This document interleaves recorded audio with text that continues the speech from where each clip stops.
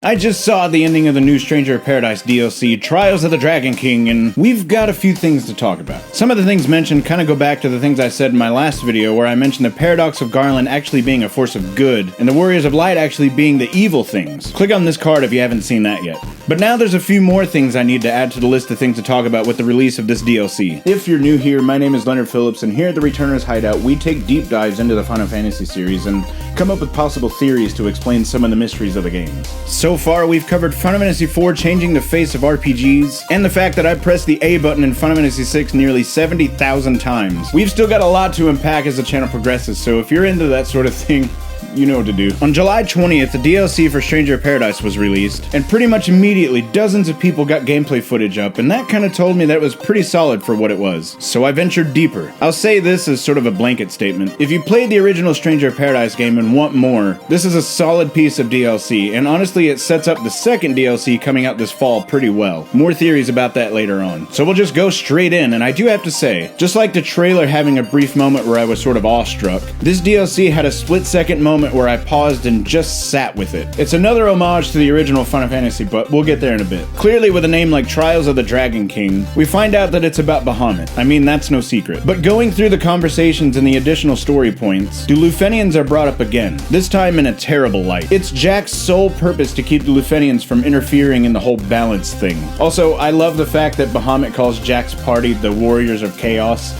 I love that, juxtaposition of, Warriors of Light, Warriors of Chaos thing. Anyway, Bahamut says that it will grant Jack and his party powers that are unimaginable, but first, in true Stranger of Paradise fashion, a fight between the two happens, and then something that I think all of us Final Fantasy fans have thought was weird for a long time happens. The rat's tail is brought up. In Final Fantasy I, it's never really talked about other than that's what's needed to get the class change in the game. The tail of a rat. Seems a little strange, but okay. So in the Trials of the Dragon King, it's mentioned that the rat's tail changes shape from world to world, and that only those courageous enough to change the world can hold it or even see it. This changes things a bit when it comes to this silly key item. When I was a kid and playing through Final Fantasy I, I thought, a rat's tail? I'm originally from Chicago. I can get you a rat's tail, no problem. I'm pretty sure I could just go outside and find one. But since it changes shape and can only be held by people that want to change the world, I need to know what kind of rat this is. Anyway, Bahamut goes on to explain himself in new ways also, and this is where the next DLC will come into play. Bahamut claims that it was once a worshipped thing in other dimensions, and that ultimately, it was stabbed in the back by people who worshipped it and killed it. People killed a deity. His soul drifted among spaces between dimensions until he was summoned to the world that this game and Final Fantasy I takes place. The summoner isn't known, but Bahamut noticed a faint shimmering light in the darkness and just went with it. And we can actually see that in the cutscenes.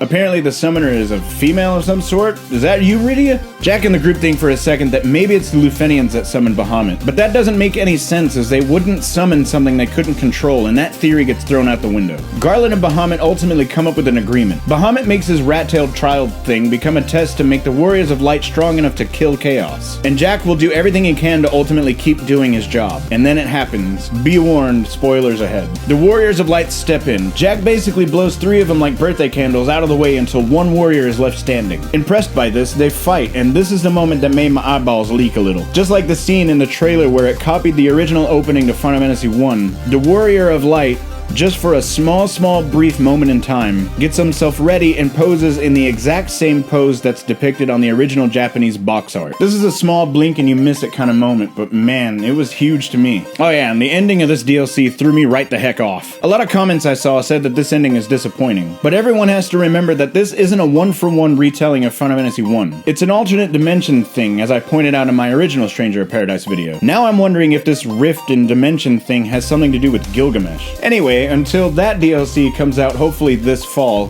here's the original Stranger of Paradise video where I set up everything I talked about in this video and the last one.